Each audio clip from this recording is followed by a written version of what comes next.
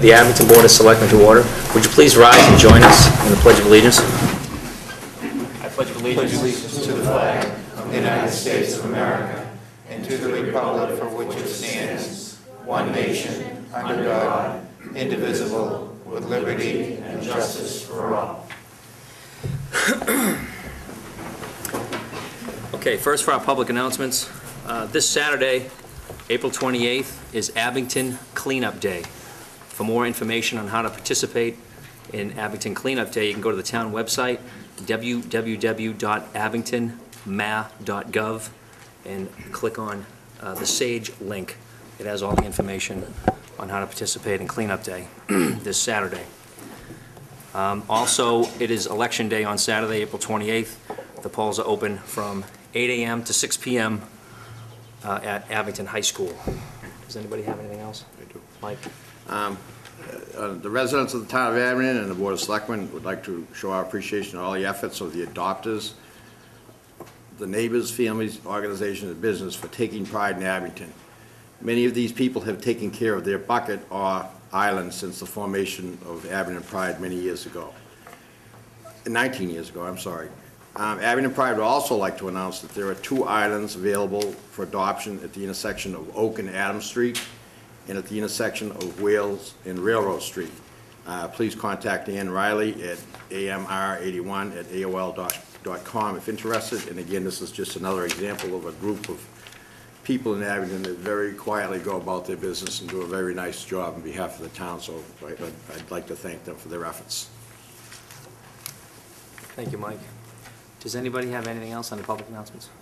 I have one other thing. Go ahead, Ken. The Abington Lions this weekend are having some free health screenings up here at the town hall. They have the automobile up there, so after you vote, come on up and they'll do some eye exams. I think they do the glucose too or some other things, but that's free. So there's more information at abingtonmalions.com. Thank you, Kenny. Okay. First on the agenda, we have the presentation of a proclamation to Norma Clark in honor of her 16 years of service to the Council on Aging. Where's Norma? Hi, Norma. Nice to see you. The proclamation reads, whereas, after a long nursing career, Norma Clark began her service to the town of Abington as the Council on Aging. Just a bit. Oh, sure, okay. Whereas, after a long nursing career, Norma Clark began her service to the town of Abington as the Council on Aging's Outreach Coordinator, a position she held for almost 2 decades, retiring at the age of 85. Whereas Norma Clark quickly became the go-to person at the Council on Aging, assisting with tough issues ranging from Medicare applications, Social Security, food stamps, and other social service issues. Whereas Norma Clark always demonstrated endless patience and good humor in her work, treating residents with discretion and respect. Whereas Norma Clark was an invaluable source of help and information to the Department of Veterans Services, offering assistance to veterans in receiving benefits and entitlements. Whereas Norma Clark was Abington's Shine Certified Representative, as well as serving on the Council on Aging Board of Directors and as the town's representative to the Old Colony Elder Services. Whereas Norma Clark was instrumental in making the Abington Senior Center a reality. Whereas the Board of Selectmen wishes to recognize the commitment and dedication Norma has demonstrated for almost 2 decades to the residents of the town of Abington, making a difference in people's lives. We wish you well in your retirement. You will be a tough act to follow. Signed, Board of Selectmen Chris Aiello, Andrew Burbine, Michael Franey, Kevin Donovan, and Kenny Coyle.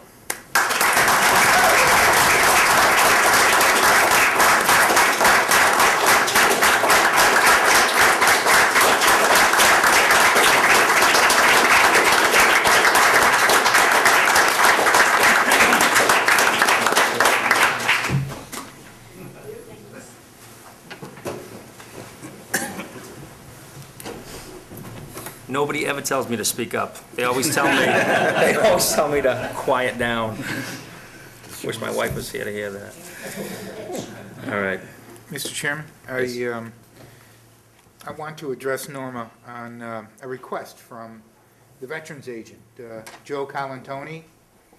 Joe has asked me to express to you his deepest gratitude for the work that you've done for senior veterans in the town of Abington, that you have probably done more for our senior vets than any person that he knows. And he has indicated to me, he couldn't be here tonight, that he wanted to publicly thank you and to show his appreciation. He apparently has put together some sort of a document for you, but I think he might have left it in his office, so we'll have to try to get it to you. And that, you know, because Joe's about 77 himself, so, you know, there's that period of time when you forget one or two things maybe. But anyway, he wanted me to express to you his deepest gratitude on behalf of the veterans of Abington and the work that you have done to make their lives better. So thank you. Thank you, Norma.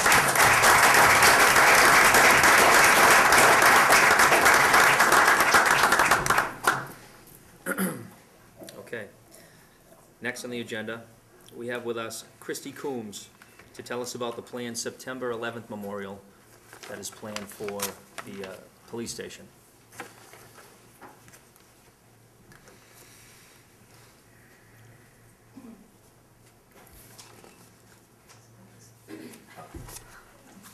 Thank you.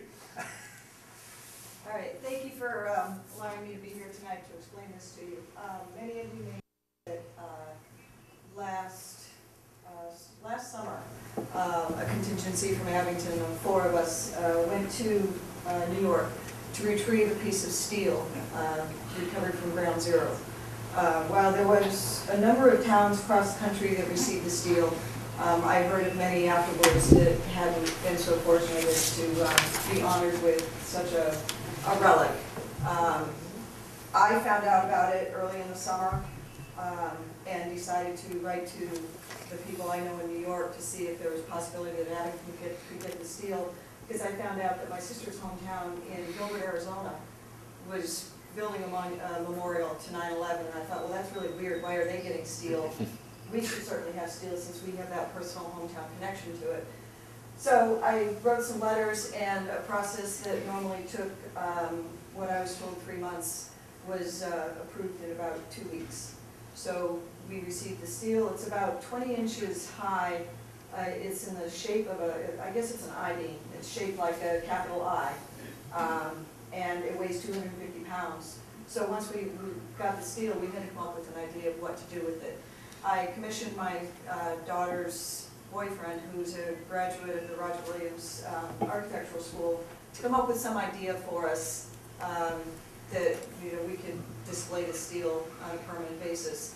I talked to town manager and the police chief and a few other people around town, and the general consensus was the best place to put it is in front of the police station. If you're looking at the police station, in that grassy strip abutting the parking lot and the property next door to the right. So it's the opposite side of the parking lot from the basketball court, and it's a grassy strip that there's nothing there except, I believe, maybe a tree or two that can be moved. And so what we came up with is, my little guy fell down because something ran into him in the back of my car. But this is a very rough general thing of what it looks like. This drawing here will show you a couple of different views of it, and I'll try to explain it as best I can.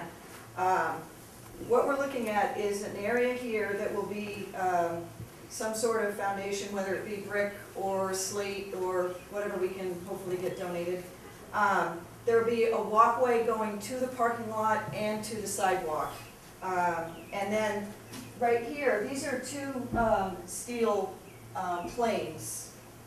And there's a cutout in the front steel plane right here where the piece of steel, the I-beam, will sit on a pedestal in there.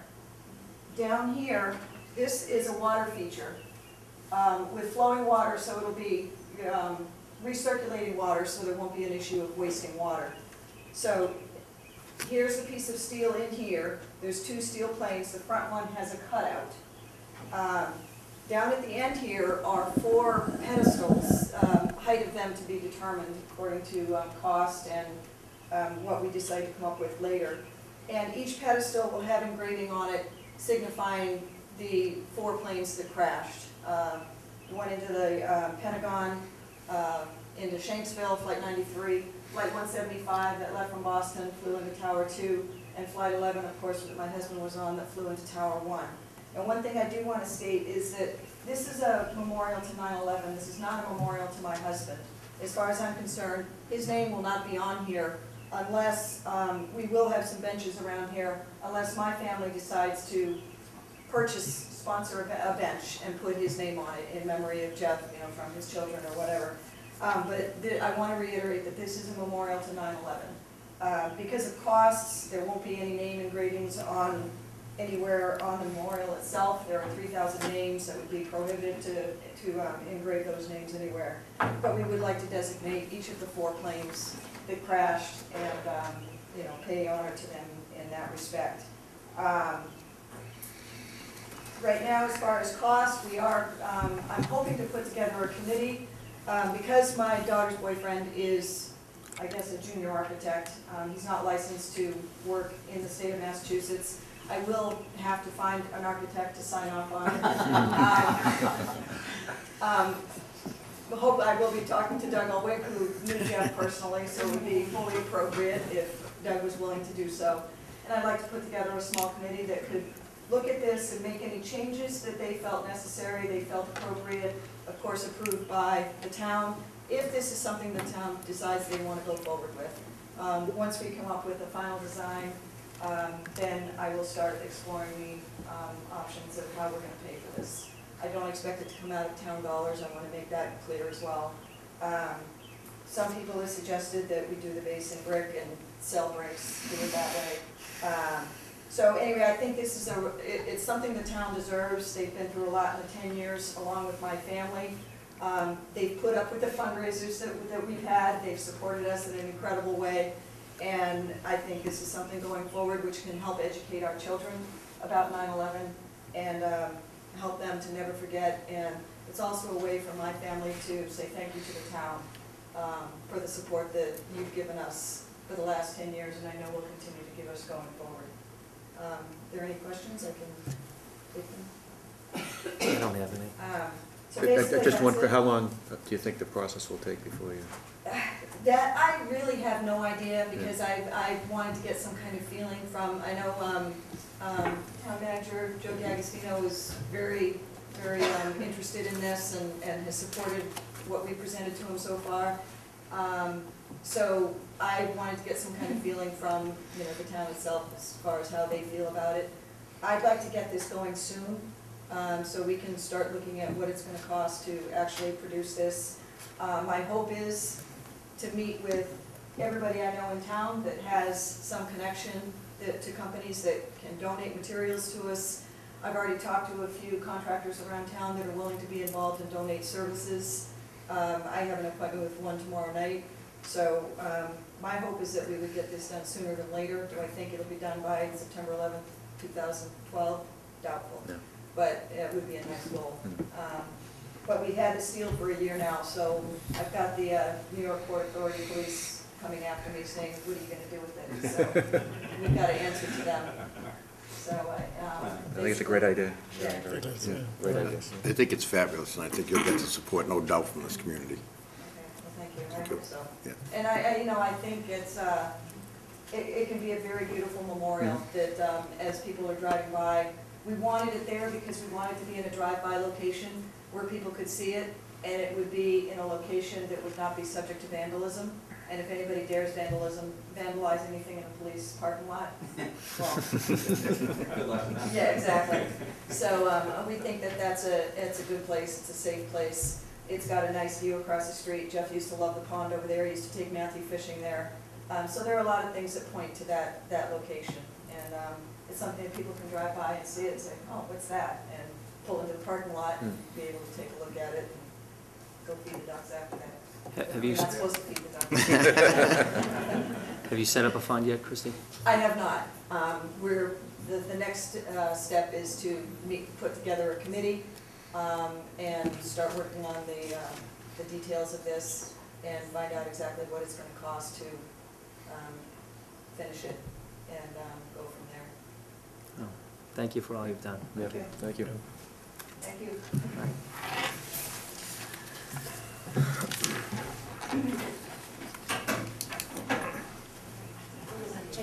Breeze feels good. Sure. Good night, ladies. She didn't want to get out. No. All right. Next on the agenda, we have with us Doug Ulwick to give us an update on the 300th Anniversary Committee and what they've been up to. I have a visual aid as well. Right. Good evening, and thank you for the opportunity to speak with you today. My name is Doug Ulwick. I am the president of the Historical Society of Old Abington. I was one of the founding historic commissioners in the town of Abington back in the 1970s. And I'm also currently serving on the Tricentennial Committee, and I'd just like to take a few moments this evening to update you on some of the more current activities. We're really getting into the thick of it in terms of the celebrations. This week, we are involved in the Tricentennial Celebration of the Arts, an art show that's happening at the Senior Center. It's opening on Wednesday, closing on Sunday. There's a closing reception for it, and also Saturday and Sunday there's a quilt show that is being done in conjunction with it by Thimbles and Friends as well. This week also kicks off our Mayor for a Day balloting process. We have 7 candidates from the 3 towns, and my slogan for this is vote early, vote often, because each ballot costs $1. And we expect there'll be fundraisers going on as well, and every dollar raised is 1 vote. So I'm expecting some stiff competition for this, and the winner of the Mayor for a Day will be featured in the Tricentennial Parade. So it should be a lot of fun. The ballot boxes will be in the 3 towns, in Abington, the here in town offices, the public library, the Abington Bank, Bemis Drug, and the Ale House. In Rockland, Rockland Town Hall, Rockland Senior Center, Butterfields, and in Whitman, Whitman Town offices and Duval's. And there may be another couple, but this is what you'll look for, and there'll be envelopes that we've had printed, ballots to sign off who you're voting for, and put your dollar in the envelope, and cast your ballot early and often. You're not limited to just one ballot. You're not limited to one of anything. You can vote for as many candidates as you want and put as many dollars in as you'd like, and we appreciate every one of them. And it's going to be a lot of fun, we think. And the last thing I wanted to mention, again, this is part of a long chain of events that's going on, but the other one that's kind of imminent is that there is a tricentennial ecumenical church service coming up on May 6th at 7 p.m. at the United Church of Christ here in Abington. I also serve as music director at that facility, and I have organized the Abington Town Choir. Rehearsal last night, we had about 24 voices, and I think by the time we get to sing, we're probably going to have at least 3 dozen. There aren't a lot of opportunities to sing anymore, as it turns out, but several churches in town have come together to plan this, and we're looking forward to that. The original covenant that established the first church in town will be read as part of that service. So again, we're very excited about this possibility. We've chosen the time at 7 so that it will end as a candlelight service. The last piece of music to be played is actually going to be the Rockland two-step that was written by blind composer E.B. Beale from Rockland at the turn of the last century. And I'm a collector of his music, and no one gets to hear it anymore, so I figured it'd be a fun way to end it. So we're looking forward to that little historic tidbit as well. And again, look for the ballot boxes. Please join us for the art show, and particularly for the closing reception. And it's going to be fun. I thank you all. Thank you, Doug. Yes, I'm sorry.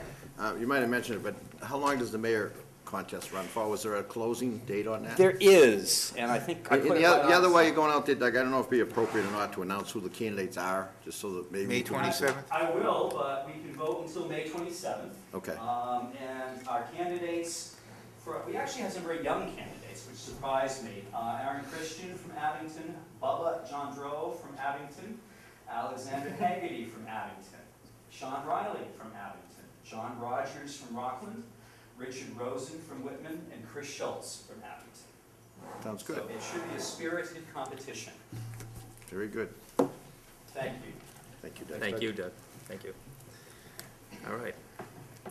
Next on the agenda, we have a request to hold Tricentennial Half Marathon on June 3rd, 2012. Is Al here? Al? Al Dennehy. Thanks, Al. Thank you. Thank you, Al. They're the ones voting. My name is Al Donaghy, and I'm a member of the Tricentennial Commission along with Doug. And I'm the director, so-called, of road races for the Tricentennial. We've had a race, a 5K race in Rockland last year, and one in Whitman, and we'll have one in Abington next month. We took a sabbatical during the winter. And we're going to have the grand finale, a half marathon for running through the 3 towns on June the 3rd. At least that's what I'm planning. So I'd like to bring you up to speed on what we planned and hopefully get your approval. I've got the approval of the boards of selectmen in both Abington, in Whitman and Rockland, and I've got permission to do this from the police departments in the 3 towns. The intent of this was to run through the 3 towns, and originally I thought it'd be part of the day when the parade comes up, which is the 10th. But someone reminded me that we need a lot of volunteers for the parade. We get something like 27 turns in this route where we need a volunteer with a finger to point. And Jan reminded me that we don't have enough volunteers to go around. You better have that race on a different day.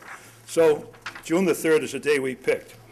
I picked the morning, 8 o'clock in the morning, for a couple of reasons. It could be a hot day in June, similar to what we had last Monday.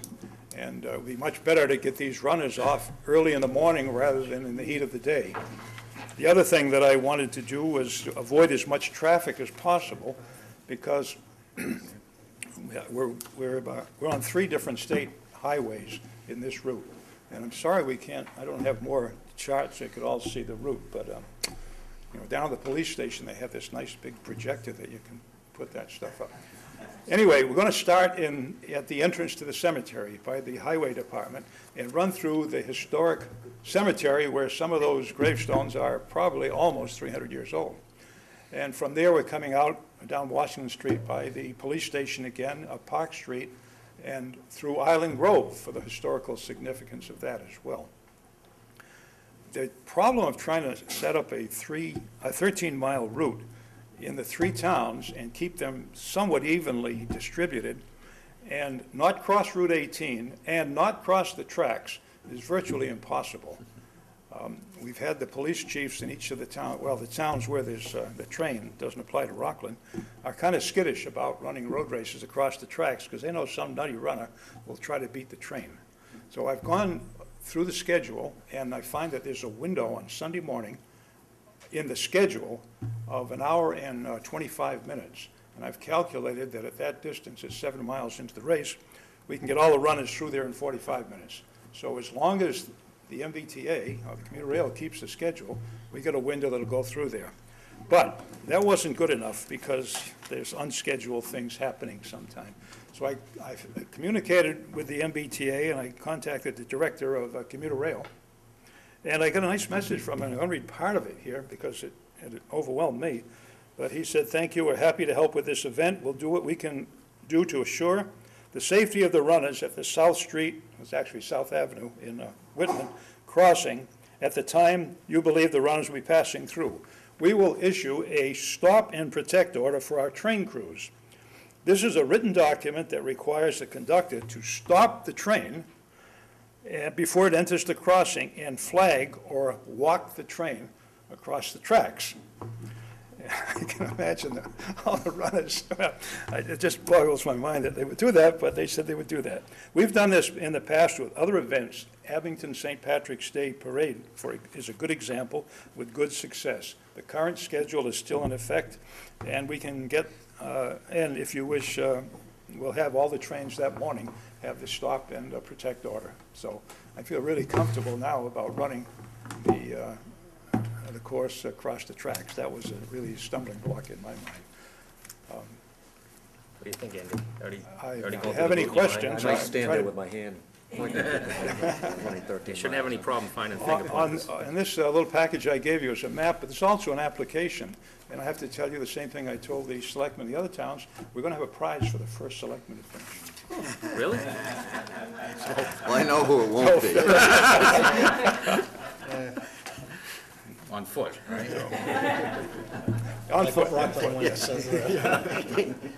Can you drive it? That's a long way, 19 miles. Very good, Al. Entertain a motion? With that, I'll move we approve the request to conduct the half marathon through the town and streets of Abington and any town property. I'll second that. Okay, all in favor? Aye. It's unanimous. Thank you. Good luck, thank you, Al. Thank you. Thank you very much. Should go selectmen for that purpose. All right. Next on the agenda, we have an application for a commercial garage license at 123 Center Ave, Lee Good, DBA Big Lee's Auto. The Board of Selectmen will hold a public hearing on Monday, April 23rd, 2012, at 6:35 PM in the Carter Hearing Room, 500 Glenowicz Way, on the application of Lee Good for a commercial garage license, DBA Big Lee's Auto, 123 Center Avenue, Suite A. I'll entertain a motion to open the hearing. So moved. Second. Second. All in favor? Okay, the hearing's open. Are you Lee? Yes, I am. Pleased to meet you. Same here. Okay. Does anyone have any questions for Mr. Lee? Mr. Lee, just in terms of, based on your application, you've made application for 5 cars for repair on the property, that there'll be no more, there's currently 3 spaces for customers, 2 for employee cars. The number of cars on the property will not exceed 30. Can you explain that to me? Yes, because there was a used car license involved in that, and we're gonna wait until June to come back and try to go forward with that. So there's a 20-car used license that's supposed to be going with that. Yeah. Who's currently, is the license, the name under? It's currently under, Jim, if I may, currently under PNW Auto Sales, and they did not renew neither their commercial garage license or their Class 2. So it's not a transfer, it's a new license. And the reason that Mr. Good isn't going for the Class 2 is because we're waiting for the bylaw to pass. Okay, I think then, as far as I'm concerned, I think the issue before us then is based on your application. In my mind, your total cars on the property at this point in time for the purposes of this license should be no more than 10. Okay. If and when you make application for the Class 2, and if and when that comes along, and if and when we approve it, then that can be amended accordingly. But I think, that would be my comment. And further to that point, the hours of operation, as you've delineated here, Monday through Friday, 9 a.m. to 6 p.m., Saturday, 9 to 5, and no operation on Sunday. Is that correct? Yes. Okay, I just want to reiterate, just for the record, that you understand those hours, and in as much as there is neighbors up there, I want you to understand that if you deviate from those hours, you may be back in before the board on a notice to show cause. Do you Okay. understand that? Yes, I do. Very good, thank you. Those are my concerns. Mr. Lee, could you show me on this map where your business is going? Right where?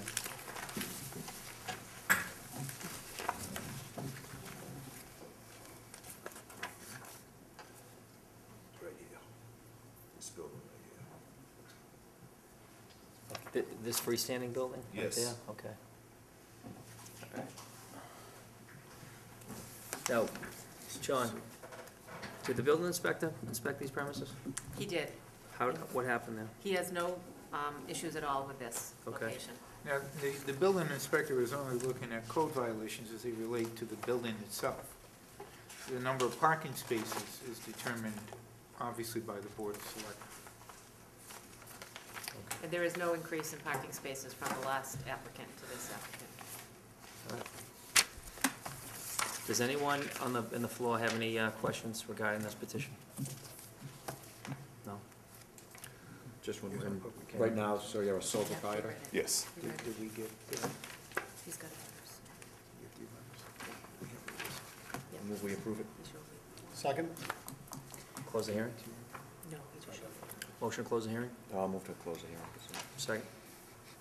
Second. All in favor? Aye. Hearing's closed. I move we approve the license as set forth by Mr. Donovan with a total number of cars on the property at 10. Second. Any further discussion? All in favor? Aye. It's unanimous. Good luck, Good Mr. luck. Lee. All right, thank Good you. luck. All right. Next on the agenda, we have an application for sale of used articles at 714 Bedford Street. Howard Dempsey, DBA The Eclectic Collection. Mr. Dempsey. Hi there. Hello. I had a couple of questions. Does anyone have any questions? Mr. Dempsey? Just give me a second, please.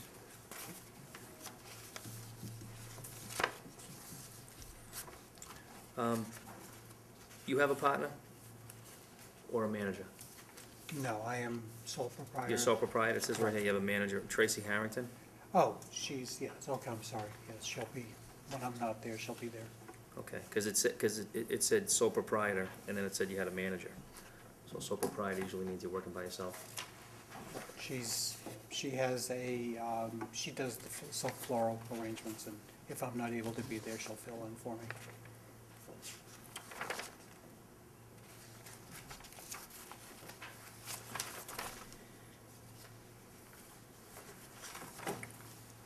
If I could, Mr. Chairman. Mr. Dempsey, could you just very briefly tell us what is your intent for the property in terms of what are articles you intend to sell and so forth? Certainly.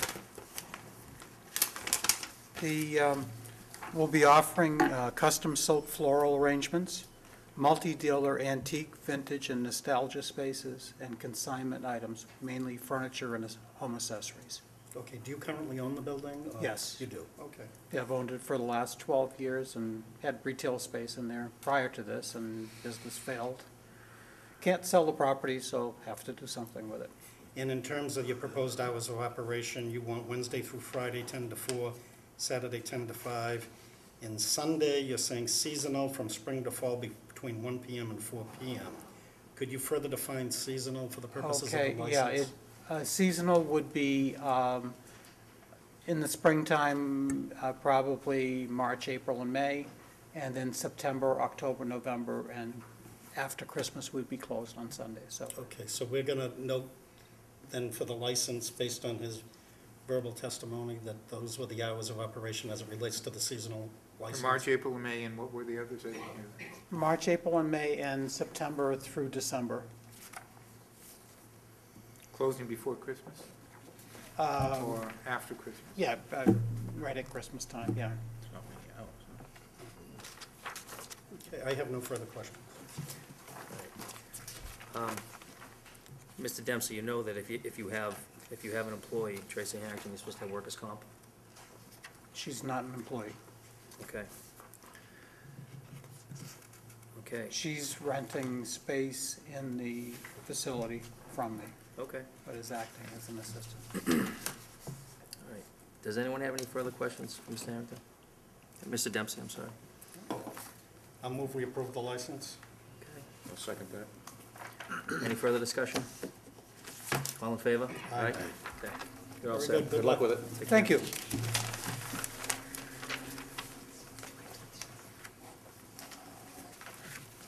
Next on the agenda, 6:45, we have the Bylaw Review Committee to discuss the revision of article submission, Article 15J Ethics Code for special town meeting on May 21st, 2012. Hi, we have with us Kathleen Creighton. Hi, I'm Kathy Creighton. I'm on the Bylaw Committee, and with me tonight is both Jean Kelly and Ann Welch, who are also on the committee. The article in front of you is the one that was passed over at the last town meeting. There was some discussion the week beforehand, I think is the best way to put it, about the language in there to be more specific. We met, because we're trying to make sure we get into the warrant for the special town meeting. With this article, it was originally proposed by the town manager, and it is in regards to adding an ethical standard to the bylaw. The first part of it is basically a reiteration of state law, Chapter 268A. And then the second part is a rider that we, based on the town manager's recommendation, thought would be helpful to the town.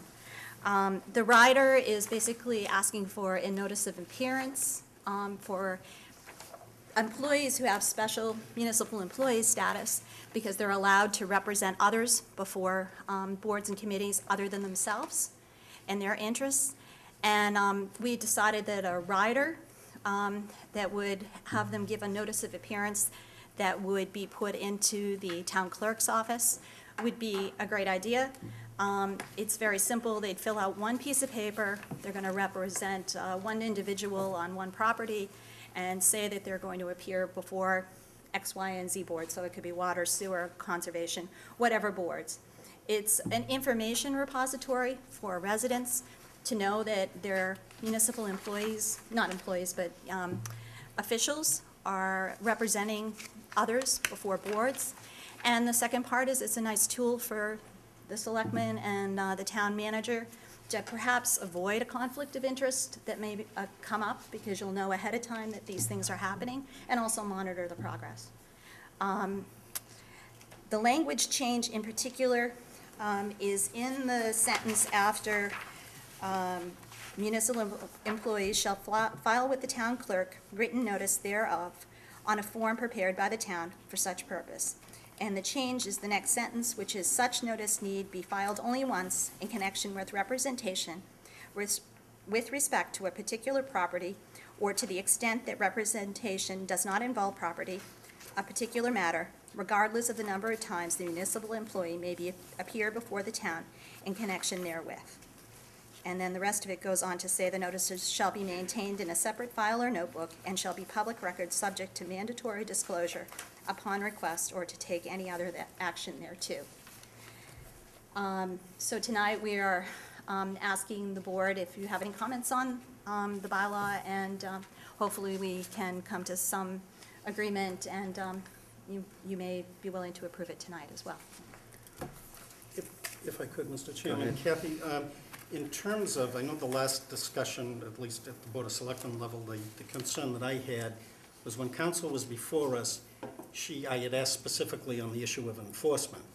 And at that point, it tied into the 21D bylaw that was ultimately approved. And I guess, again, I go back to that, and my concern in terms of the enforcing provisions. Had the bylaw committee considered that? And if you did, could I just be curious as to your thoughts? There's two pieces to that, Kevin. And I think the first part is that we felt that every bylaw, and this one shouldn't be exempt, because if I put a sign on my lawn that shouldn't be there, I'm subject to the bylaw.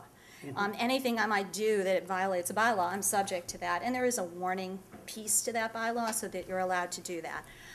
We did have that discussion about that. I think Andy was there and brought up the fact that that had come up. And we really feel strongly that, the emperor has no clothes, that this particular bylaw doesn't have some kind of teeth behind it. However, I don't think the intent of the enforcement bylaw is actually punitive, because actually you can take anyone to Superior Court that violates a bylaw. The point of the enforcement was to have a more gradated system to help as a tool for the town to enforce things. But the second piece, Kevin, I did listen to the meeting after Andy had mentioned it. It did get replayed on TV. You mentioned you were concerned about the enforcement, who was going to do the enforcing. And for me, there's two pieces there.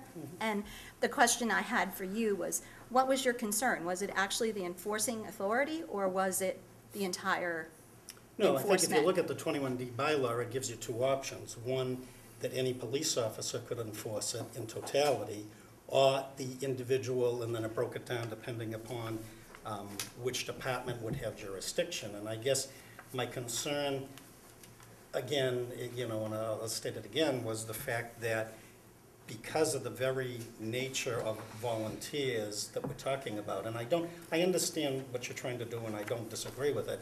I guess I want to make sure there's a measured response in my mind. I mean, and certainly this is a debate that'll probably need to take place on town meeting floor.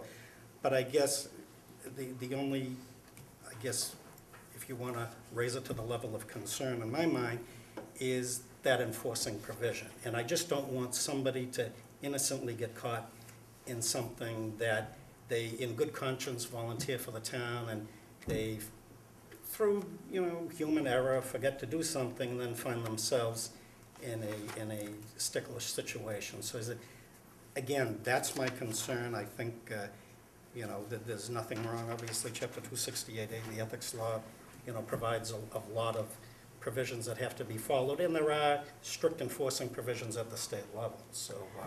Well, I guess one of my points is every bylaw is subject to appeal.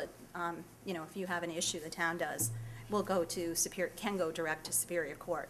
So in some ways, I think this bylaw actually mitigates that impact a bit, because you can get a warning. But the second piece I wanted to ask you was, were you suggesting that perhaps the Board of Selectmen is the enforcing authority for this instead of the list, or was it's just the total? No, Because don't I read too don't. much into it. I guess what I'm Yeah, saying, I don't know. my concern. I'm having a lot of trouble with this because I actually think we're mitigating it. Yeah, well, I don't. I think that the issue, in terms of enforcement, it has to be a little bit measured out, in my own mind. I'm not saying that I'm right. I think in terms of, having a good, solid democratic debate on the issue, that's one issue that I think should be fully vetted, have the debate on town meeting floor. I just raise it to you as my concerns, and if it's, the committee itself has had a meeting of the minds, and it's your determination that you want to go forward, accordingly, okay, we can agree to disagree in that respect, and I think that, they can have an informed debate on town meeting floor, and then let the people make the determination, so. Does anybody have anything else? Just, before this went before the town meeting, there was a couple of issues that had to be resolved, so to speak, with Lauren. My question is, and they probably have been, because I didn't completely understand the whole thing, but I know there was some issues, and that was a holdup before we went to town meeting. We wanted to alleviate those questions. And I assume those have been done. Lauren crafted this response. Okay. And I was of the understanding it was subject to that discussion. And that was acceptable to all the parties, or thereabouts? To the Board of, To you people? to us, yes. Okay. To our board, yes. Yeah. But, the dialogue has just begun, I think, but Okay. I've been surprised by how controversial this has ended up being.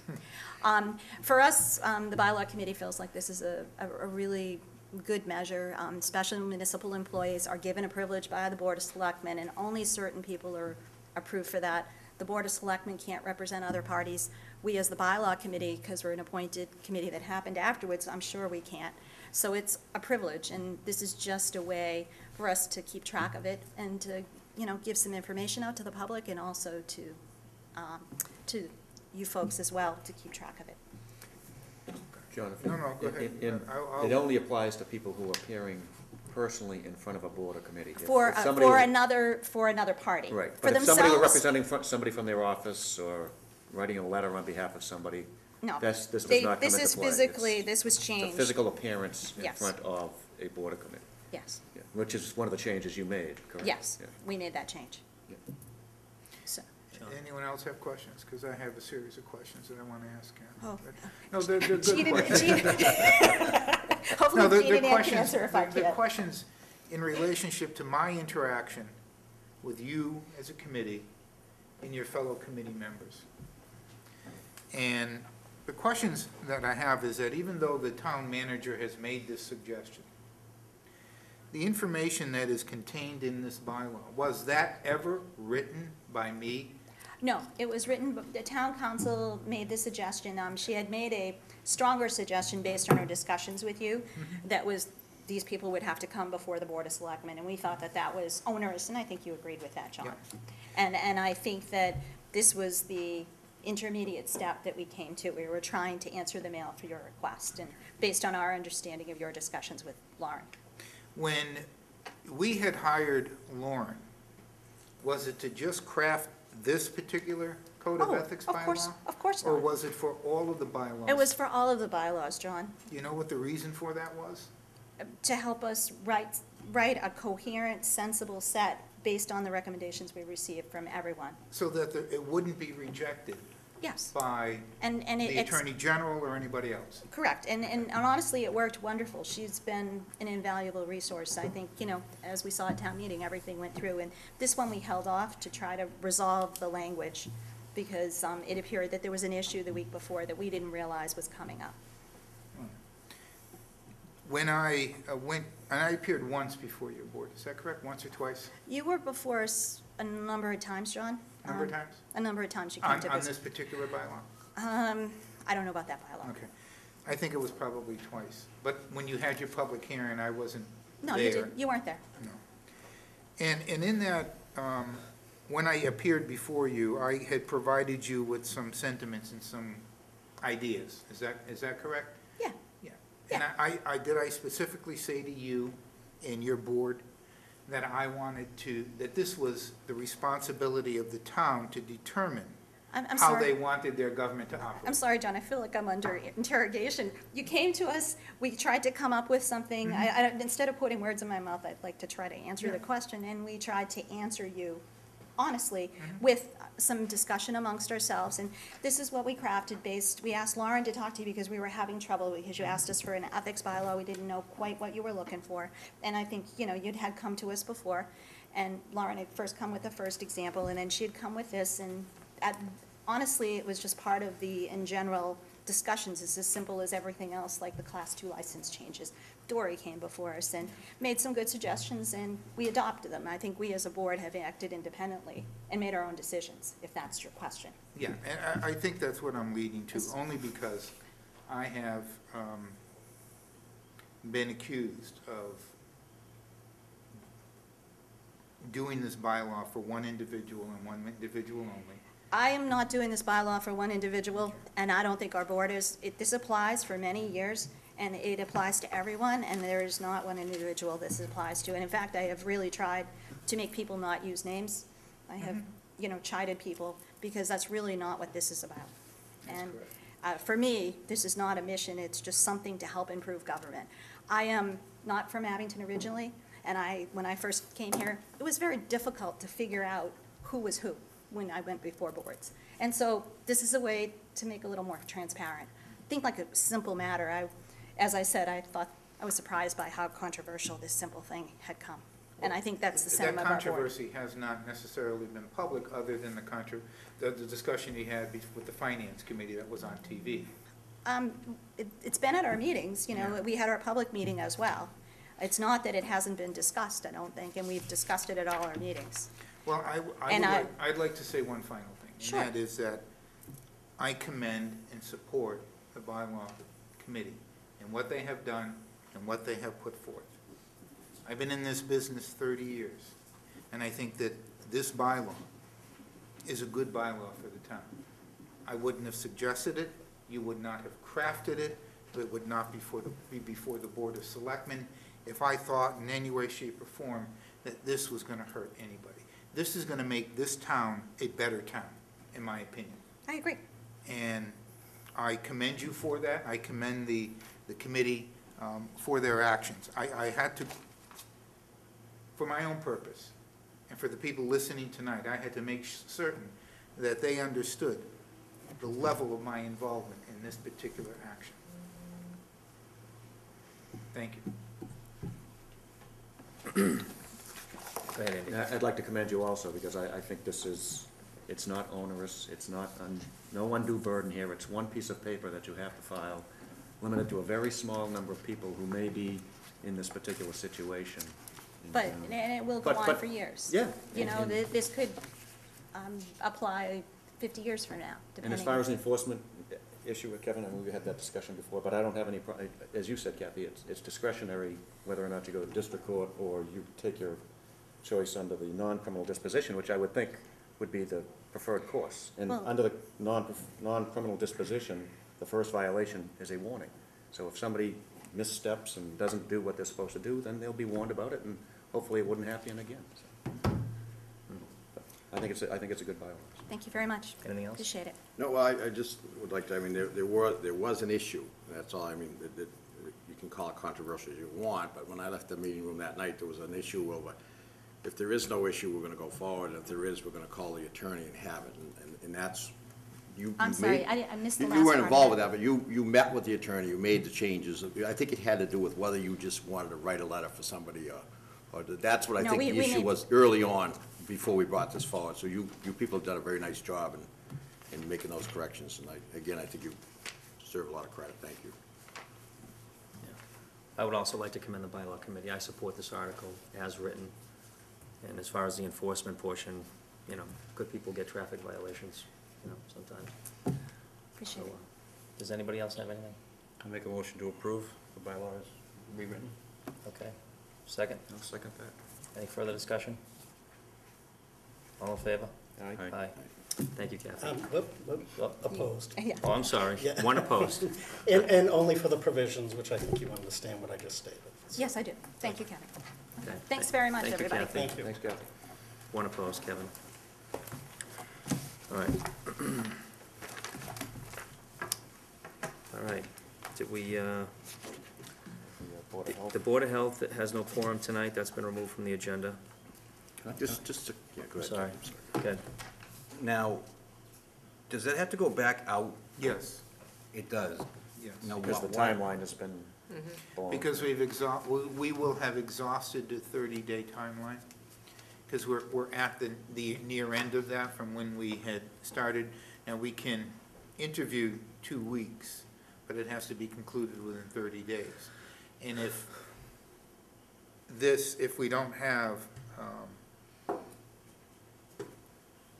the 2 boards with a majority membership voting, then we're gonna have to advertise and go through that whole process again.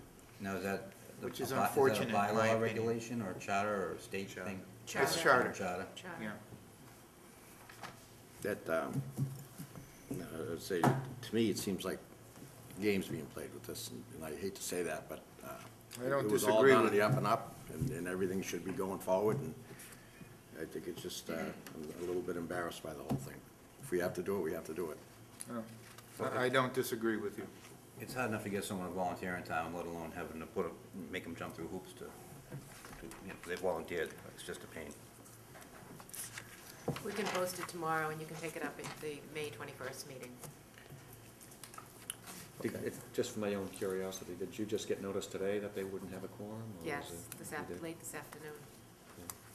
There was, one member didn't feel like coming.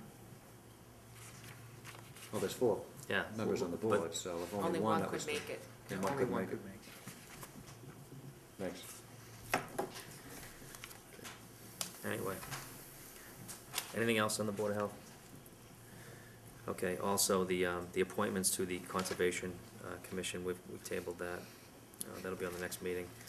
Next, did we get the, So anyone? that's on in May? That's on in May. There's no timeline limits for that because it's a appointed position, correct? Yeah. Did we all get a chance to look at the April 2nd open session minutes? Move we approve? I'll second that. Okay, any discussion? All in favor? Aye. It's unanimous. All right, Tori, that's April 2nd, 2012, approved. Okay, and we have next on the agenda, reappointment of the representative to Old Colony Elder Services, Suzanne DeJustburg. Move we approve Suzanne DeJustburg, representative to the Old Colony Elder Services. Second. All in favor? Aye. Congratulations, Sue. All right. Next on the agenda, we have a discussion on adopting a policy regarding hardships and the waiving of ambulance fees. Who's here from the fire department to speak on that? You, John? Well, I can to a measurable degree. This is what you had asked the fire chief to provide, which is some sort of a policy for waiver. As you see in this document, the policy for waiver would be closely aligned with the Health and Human Services poverty guidelines established by an independent entity such as the Department of Housing and Urban Development, either on a state level or on a federal level. The policy also provides for humane treatment for those individuals in financial hardship. That it is certainly not our desire to operate outside of the guidelines. Now, you set the guidelines, and it would be my recommendation that the fire chief would make that decision, rather than having each of these financial hardships come before the Board of Selectmen, unless you decide that that's something you So, want to so do. there's guidelines that we can adopt? Is that Well, what these you're are the guidelines that are here in this document. saying? Okay, they weren't in our packet. Yeah.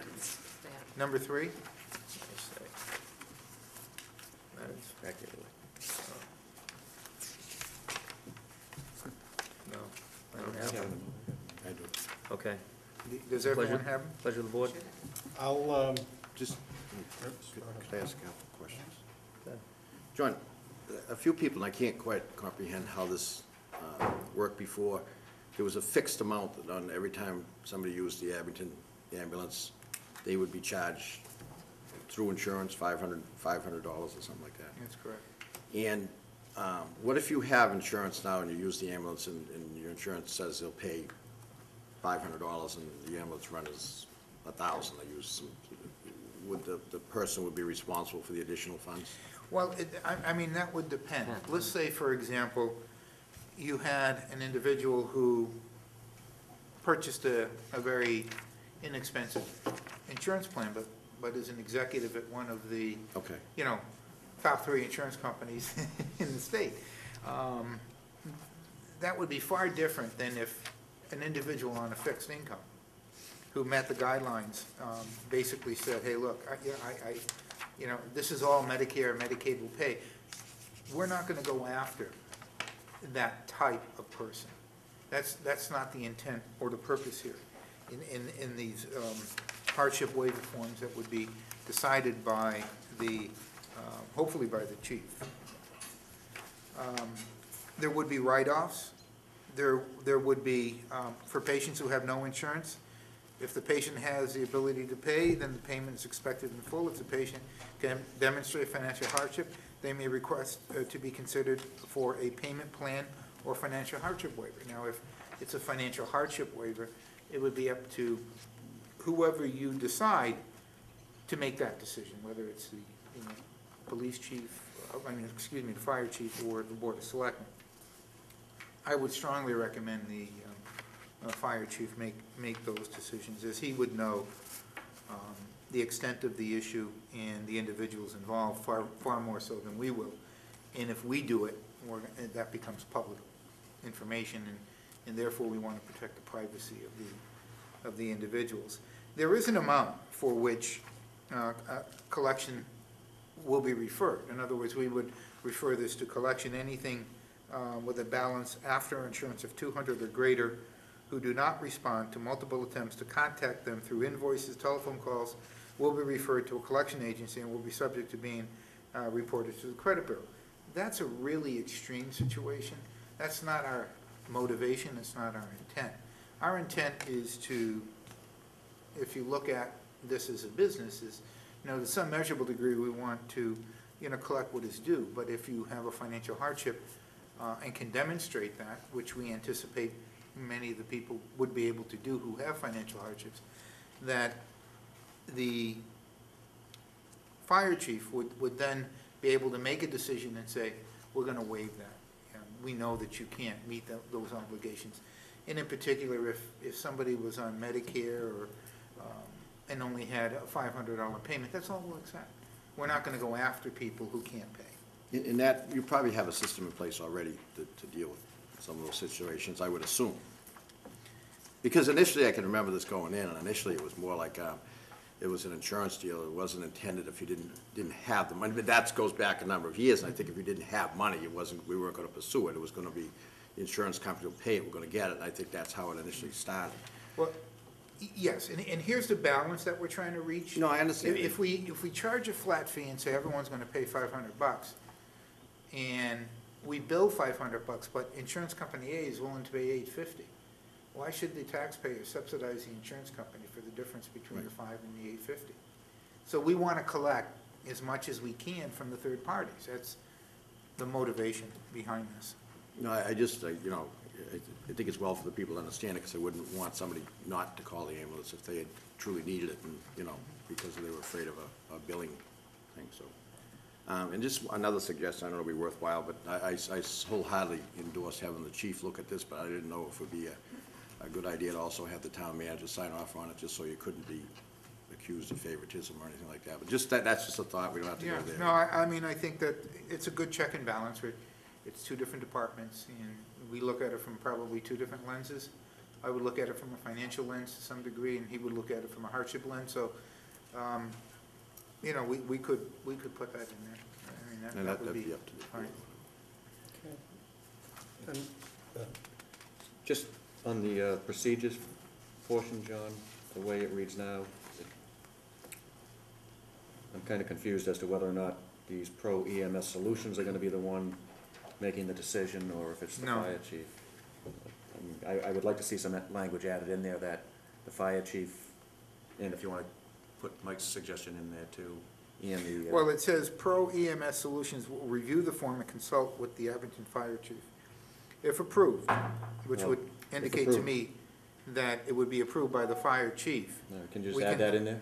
If approved by the fire chief, okay. In conjunction with the town manager? If No, that's, and signed off by the town that's manager. fine. Anything else?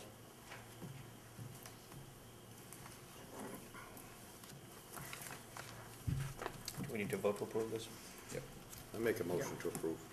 So As the amended. amendment will be, As amended. if approved by the fire chief and signed off by the town manager, the account will be noted and the completed form will be attached when available. Mike's got a motion. I'll second. Any further discussion? All in favor? Aye. Okay, it's unanimous. All right. Next on the agenda, discussion on a special town meeting warrant. John, want to start? This special within the special, so to speak, before the annual, before we conclude the annual, was strictly designed to pick up on a floodplain article that if we, the town, did not act on it by July 1st, that residents who had insurance, floodplain insurance, would not be eligible after July 1st. So this is important to a group of residents who may be housed within the floodplain and therefore need to get floodplain insurance. If we don't accept which this article, you know, we will not be able, they will not be able to get floodplain insurance. And I, for one, would not want to be the recipient on the receiving end of a telephone conversation with a resident who last year had floodplain insurance and this year would not be able to afford it because, or would not be able to get it because we did not pass the bylaw. So that was the original intent. And then as you see going through the warrant, there are a number of additional articles that were added on page 7, 8. We have Article 2 and Article 3. And they all deal with the water department as well as Article 4. And Article 5 is another water commission article. Number 6 is designed to primarily provide the town with the opportunity to borrow in anticipation of Chapter 90 funding. Some communities do that.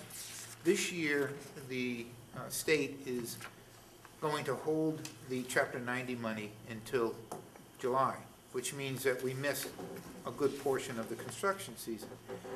This article would give us the opportunity to start the construction season knowing how much money we're going to have, and then borrow up to that amount, and then pay it off when the Chapter 90 monies come in after July.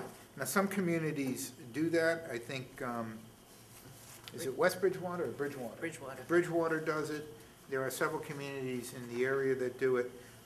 It may make sense and give us some flexibility. Otherwise, we would not be able to start any of the construction projects until after July. So if we start them after July, by the time they get going and completed, the construction season is pretty much over. So that's what Article 6 does. It really doesn't, and it may involve $2,000 to $3,000 that the town would have to pay in short-term borrowing costs. But we get $390,000 or so in Chapter 90 money. We would like to use it sooner. This gives us the vehicle to do it sooner. Article 7, you've had your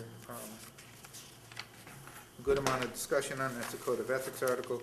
And Article 8 deals with the $16,000 or so that we owe in our warrant for printing and so forth.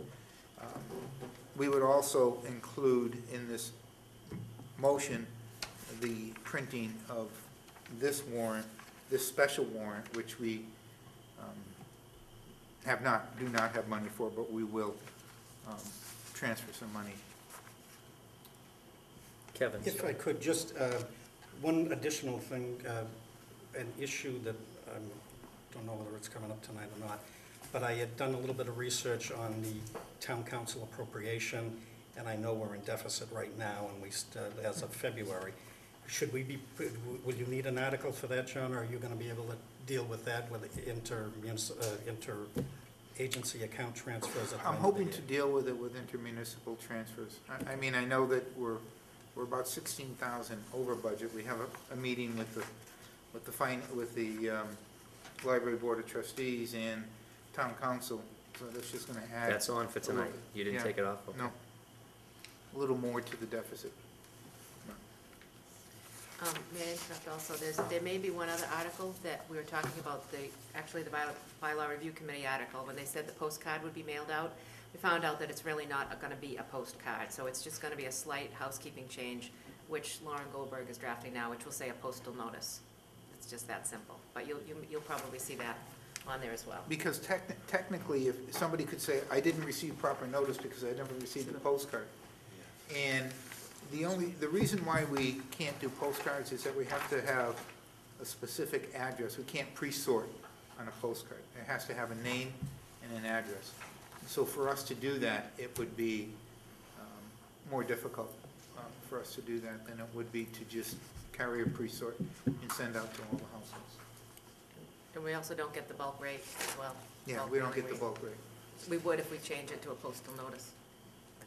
Okay, Mr. Chairman, I then move that we set the warrant for the special town meeting to include Articles 1 through, I know we said 8 here, but to allow for possibly that. 9. We'll go 1 through 9, All right, there's a motion. so we can have it posted. Okay, Mike.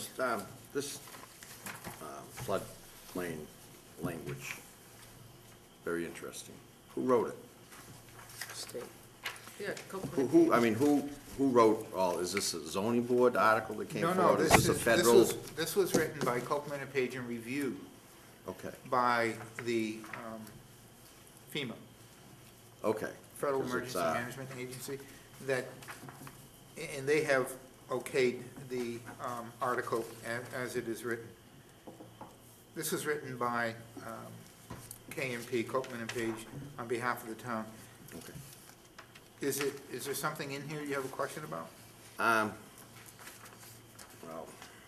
I think I could find out, more about the Pythagorean theorem than trying to understand this, but it's just very complicated. It's gonna go on the floor of town meeting, most people are gonna look at that, and I mean, it's just all the definitions and the zone 10, zone 5, zone C, what is, I guess it all has to be there, but it replaces an existing zoning.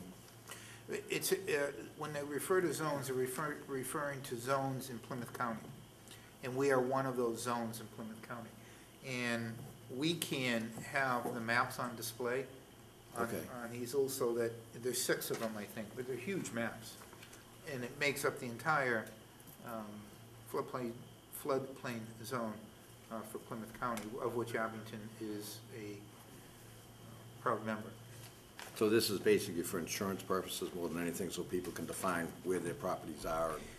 If we fail to do this by July 1st, if any resident is insured via the floodplain insurance or under special circumstances, they will, on July 1st, if this isn't accepted, they will no longer be eligible for floodplain insurance. Okay, And I think we have a handful of residents who I'm sure we require do, this. yeah.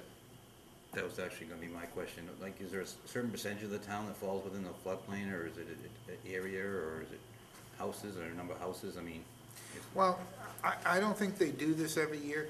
Here's what happened. We get it from the federal government, and it came in after the warrant had closed, and, you know, initially we couldn't put it on. And we find out that this needs to be added by July 1st. I don't know the particulars to this, but it is an amendment to the zoning bylaw and the zoning map under the following criteria. Okay, Kevin, you had a, go ahead, Andy. Just on Article 6, John, that borrowing article, could there be an amount of money in there, or up to amount or something, or? Well, we, This is the article that Bridgewater's used for 20 years. Is it? They've had it passed through their council as well. yeah, we can check it with town council, but I think it'd be for the town's share of the cost of work for state aid construction and maintenance, which is known as Chapter Yeah. 90. If we put a number in there, let's say we put 300,000, we get 400,000. You know, we won't be able to execute the full amount of any of the contracts, but, you know, if the board or the townspeople feel more comfortable with a number in there, we can put a number in if you so desire, but I would recommend to keep it as loose as possible, if, you know, and still be comfortable with it. All right. Kevin, I have one more question. Sure, Kenny. On Article 8, the 2012 town reports expense line item. Now, is this a lot more than we usually allot for it? I mean, was there? Well, the why is it article, so the expensive amount of this money year? was about $16,000. Yeah. And because of the number of bylaw changes that we were making, we had several different articles, not only the bylaw review committee articles, but we also had bylaw changes in other areas of the bylaw. And all of that adds up, obviously. And we didn't have enough money in the article to begin with. So it's just the expense for the printing and the postage, the additional costs for the. I'm sorry, I didn't hear you. It's all the additional costs for the bulk. For the book, yeah, it's a good way of putting it. The book and the postage and whatever was due for the town report that we didn't have enough money for is all in this article. Is that correct? That's correct. Any other questions on the special town meeting warrant? Kevin, can you repeat your motion? Does it include the vote to submit it to the planning board, Article 1? I can do that if you like. You want to amend it to do that? Sure. Yeah. We'll move to set the warrant, Articles 1 through 9, with the further provision that the planning board, the floodplain bylaw be submitted to the planning board in accordance with the statute. Okay.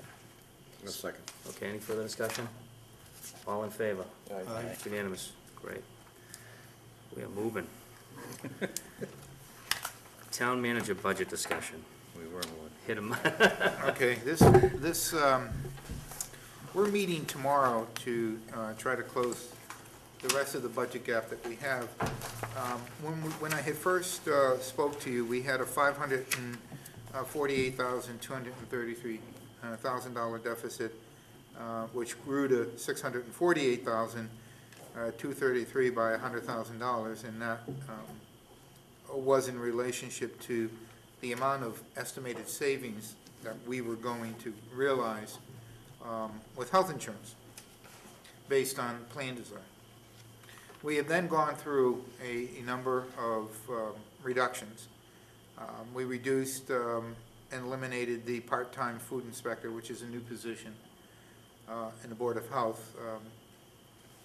The $2,900 for a weekly stipend for what is that? I can't think of the working and not getting paid, but it's Compensatory time. compensatory time. 5,000 for partitions, which we removed from the budget. One for the Board of Health and the other for the IT department. 3,900 for printing of the town report, because in FY13, hopefully we're going to go to a less costly mailer. $200 for the planning mileage reimbursement, $798 for planning books. Vision support was a double entry of $5,402. We're taking that out of the town manager's portion of the budget. It's also in the Board of Assessors budget as well. $20,000 for life cycle management, which is for the hardware upgrading of some of our servers. $4,500 for Microsoft training, $7,000 for professional services, $7,831.22 for professional services as well. $5,100 for printing in the building department, $2,020 for printing. One printing portion of the budget was for permits. The other was for actual printing within the department. We didn't eliminate those, we've actually reduced those. I think we eliminated the $5,100 for other yearly permits, and $1,000 for gas and mileage.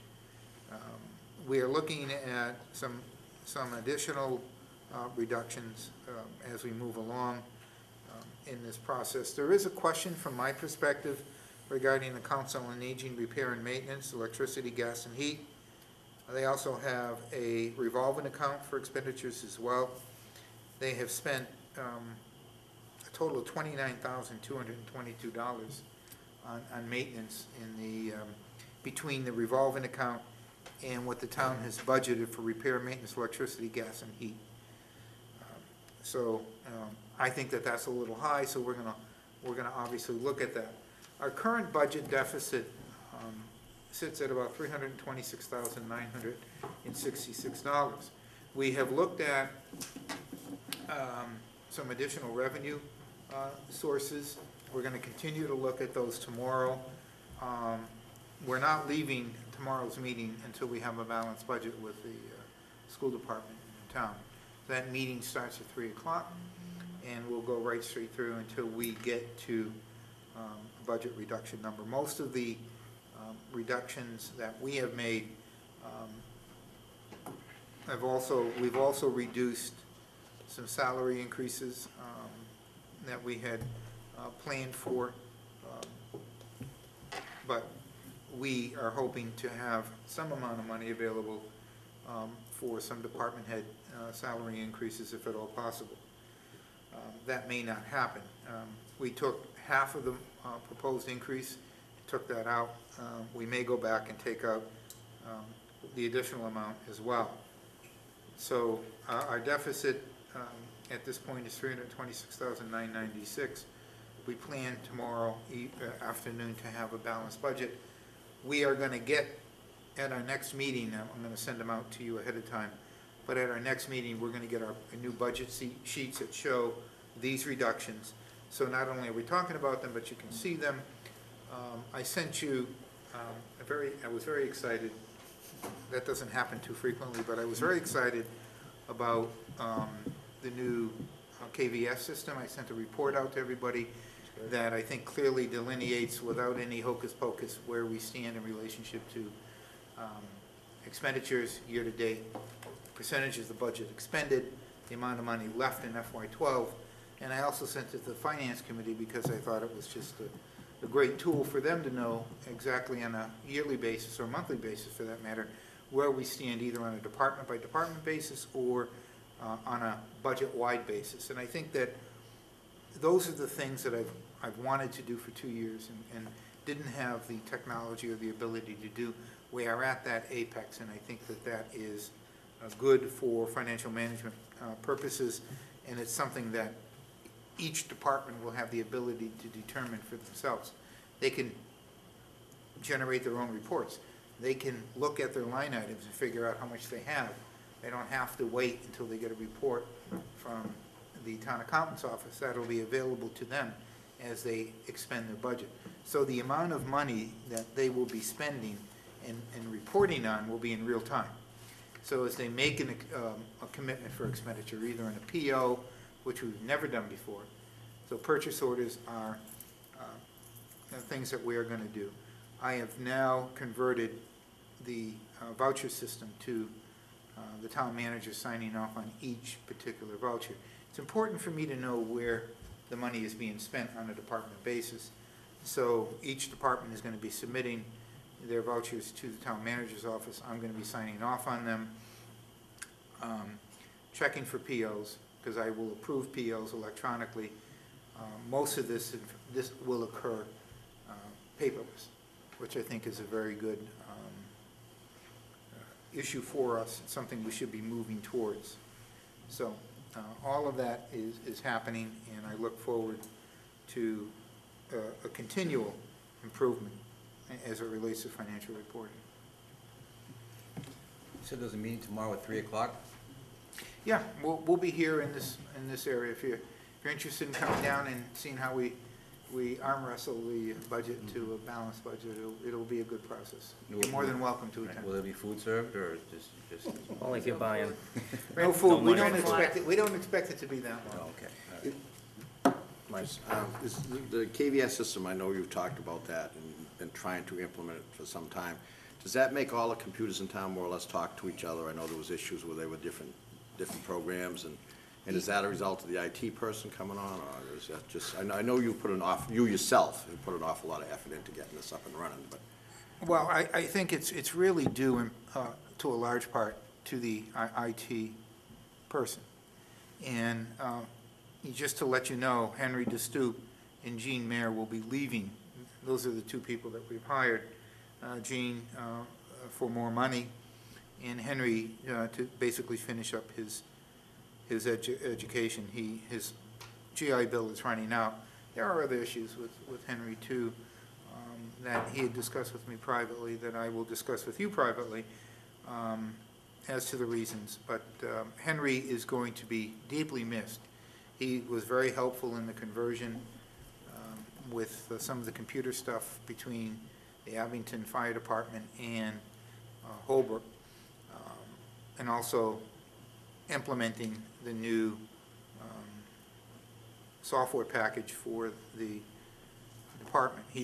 For the fire department. He's also been very influential and instrumental in the conversion from the old KVS, which was a COBOL system, to the new KVS, which is an Oracle database system, which is completely integrated. And we're going to be able to do budget reports. We're going to be able to do FY14 budget right into the computer, and every department will have access to it, whether it's the Park and Rec Department, whether it's the police, fire, highway, library. Any of the departments will be able to, and they're fully integrated, will be able to log in, submit a PO, have that PO approved by me, or any of the financial protocol measures that we have put into place, so that we really, for the first time in a very long time, will have a fully integrated financial software package for the town that will give us the reports that we need. No, it was very well done. Nice job. Thank you. Any other questions? Regardless. All right. If nobody has anything for John, I'd like to move on, and what I'd like to do is I'd like to jump over Selectmen old new business and jump into public comment. Would anybody like to speak on the public comment? Just introduce yourself, Catherine.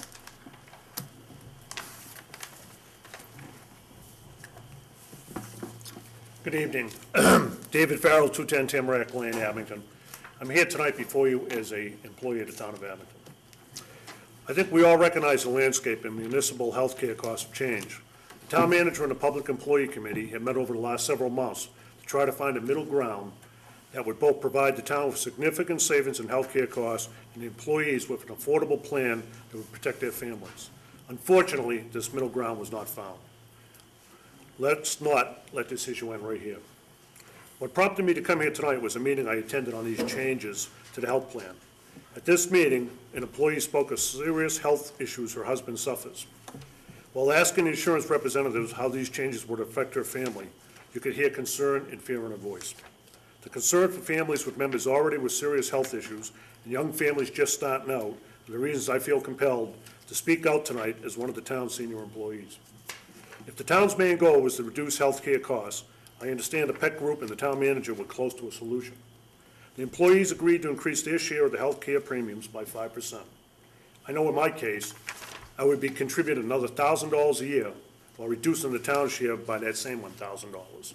With 522 town employees covered by insurance, the savings would be in the vicinity of $400,000 to $500,000 a year, depending on their family status and insurance carrier. I understand the roadblock to this agreement was language changes and guarantees and continued health care programs currently in place. It's too bad we could come up with the money savings needed, but put people at risk because of words. I don't know if it's too late to revisit this issue for the next fiscal year, but let's keep the door open to work together to provide the town with the needed savings in health care costs and provide our employees with an insurance plan that won't put their families in an unimaginable financial burden. Selectmen, I ask you to talk to the employees. Listen to what they have to say about what these impacts will do to their families. Our employees are Abington's most important assets. We teach your children. We protect your families. We provide the services, big and small, that have kept this town running for 300 years. Thank you. Thank you, Captain. Speaking of insurance, over the last couple of weeks, I've talked to a couple of town employees, a couple of spouses of town employees, and of course, we discussed the new plan design legislation and the new GIC lookalike plan that both that the unions and the town signed off on, and they had some deep concerns. And when I told them that the proposal that was presented to the PEC group was 70-30 on an HMO, 50-50 on a PPO, 50-50 on dental, and the retirees would be held harmless, they were a little surprised. They didn't know that offer was on the table. It seemed to me there's been a disconnect between the PEC group and the rank and file of the unions and the membership. So a couple of town employees I spoke to said they would jump on the 70-30 for the HMO and the 50-50 on the PPO if offered again. Is it too late to revisit this, to present this again? Because it seems like been some poor communication on both sides. Well, let me just piggyback on a couple of things. I have a report that I have to submit to A&F Administration and Finance about the agreement and what we have agreed to. I have not sent that report yet. And I look at that as being a document that needs to be submitted, and I need to submit it soon. And we have counsel here tonight, so we got to be very careful on what we say. But I will tell you that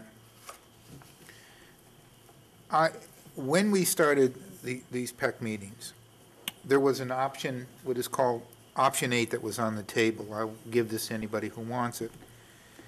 It's exactly what you had talked about. Option 8 was a 75-25 for retirees, 70-30 for Network Blue and Harvard, and 50-50 for PPO.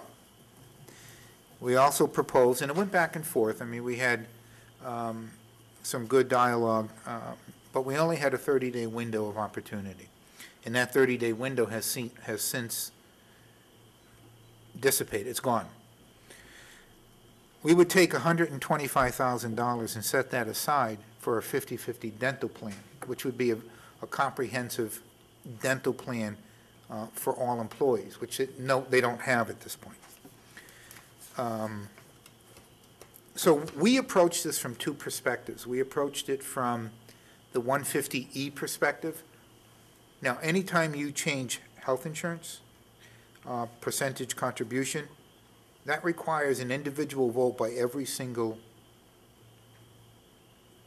union, and they have to agree. I think it's a majority vote by all the unions, but the unions have to agree, all unions. If one union decides not to go with it, then we're stuck with plan design. And the reason why I say we're stuck with plan design is no one likes it. I don't like it, the Board of Selectmen don't like it, but it is the only option that we have available. When we first started these discussions with PEC, and prior to PEC, with the Insurance Advisory Committee, we had indicated to them that we needed to save approximately $500,000 for FY12. That would not result in any layoffs. That would keep our teachers, keep our firefighters, keep our police officers, and maybe be able to begin to add some people in other departments. We've added 4 men in the fire department. We want to continue that trend. We think it's important. And they are our most valuable assets, but we can't do it if we don't have the money. What came back to us in a counter proposal was that the PEC group came back with a counter proposal and said that they wanted to cap premium increases at 5%, which we can't do. I mean, humanly possible and financially not feasible to do something like that. So we can't cap at 5%. And there was a 2% increase going back retroactively to 7/11, July 1st of 2011, which we can't financially do because we can't afford to do that. There was also some discussion about going back to the 75-25 in the for insurance if we decide to go any further. In other words, go to the GIC or take that next step. I have always, from my perspective, wanted to do the 75-20, the 70-30 and 50-50 PPO. That means that our dollars are evenly distributed among all employees, evenly. That the PPO people, which is the more expensive plan, currently under the current design is getting more in health dollars. And so what we wanted to do was to level the playing field. And we were going to do the dental plan, and I think we also agreed to an opt-out option, that the town would 1 year would pay, I think it was 1,000 or 3,000. 1,000, 3,000? For a single and family plan. Single and family. We agreed to that. The problem that the PEC group had was the issues of reverting back. In other words, we wouldn't agree to take the PPO plan, which is a more costly plan, at 50-50 if we decided to go to the GIC and revert that back to 75-25. That's a huge number. And of all the savings of the 500,000, 3/4 of that savings will be realized in the PPO plan. Most of us are in the HMO plan. So that was one issue that the PPO, that the group had, the PEC group. And the second issue, I think, was the cap at 5%. Because there was, for some unknown reason to me, that everyone was going to go to the GIC or the rate saver plan, and there was going to be no one left in what, quote unquote, would become the new Cadillac plan, which would be the plan that we currently have. We would do no plan design changes whatsoever. The only changes that we would make are to the premium split. So we traveled one path, and the other path was plan design. What are we going to do with the $114,000 that we are going to save? And so at the end of it all, and much to my surprise, the group decided to go with the savings, the $114,000, and do the plan design. I would be willing to sit, but I'm not going to go back and forth with, we want this or we want that. We don't have the time.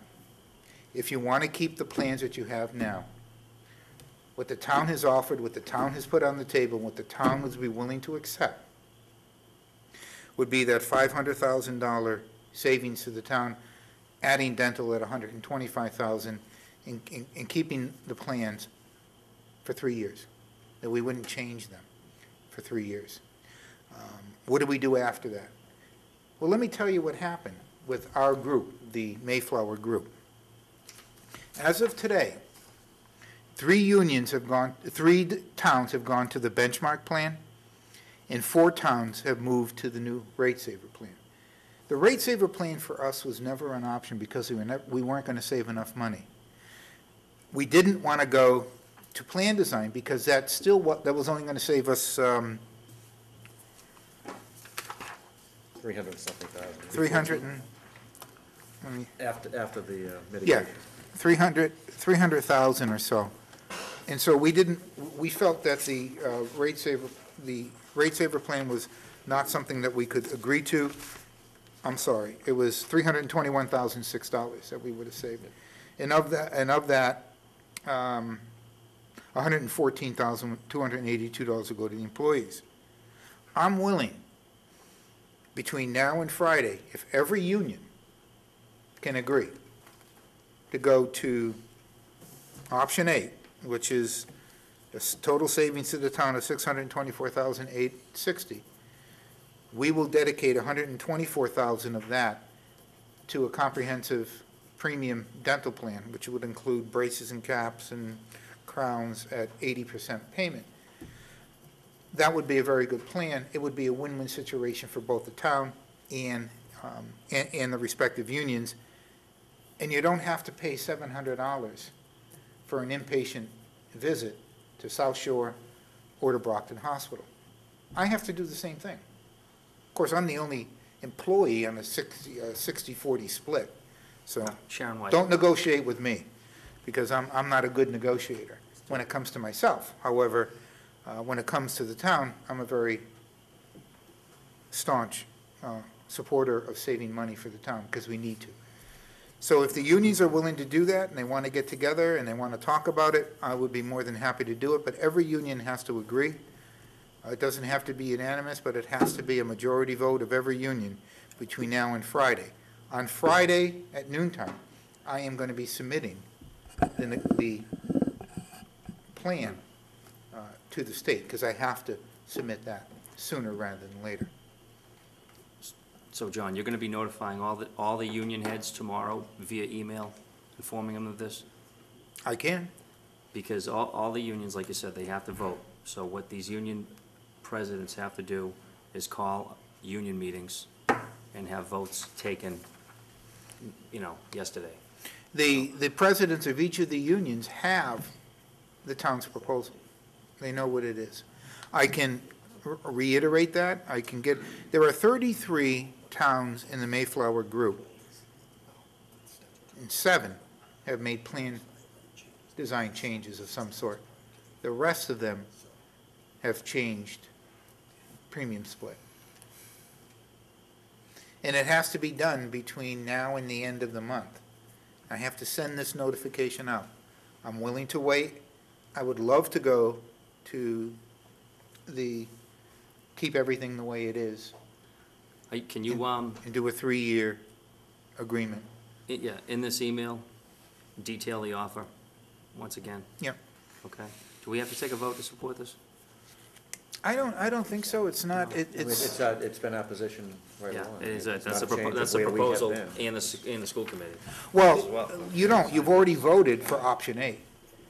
And I've told that to both the school committee and the Board of Selectmen have voted together collectively for option 8. So it's a done deal as far as the town's concerned. If this union decides that this union, meaning the fire union that's here, and they contact the other unions, you all know who the presidents are. And they all know what the deal is.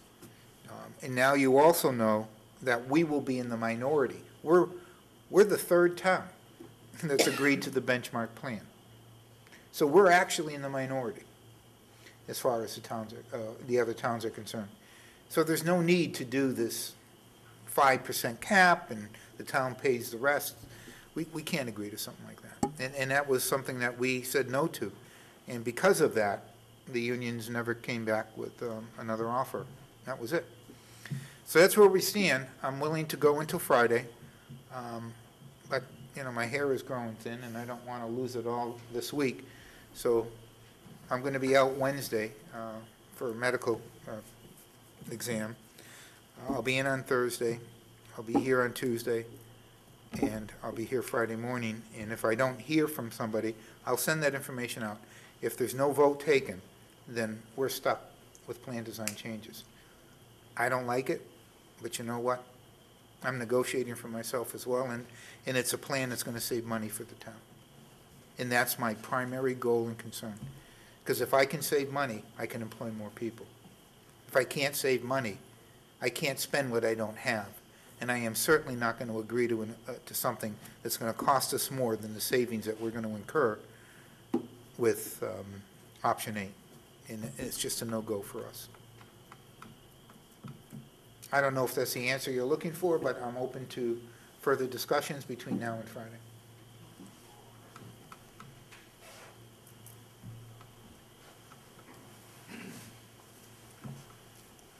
First, I want to make it clear, I did not come here as a member of the firefighters union. My brothers that are out there are here for the same reason. We're here to support all the town employees.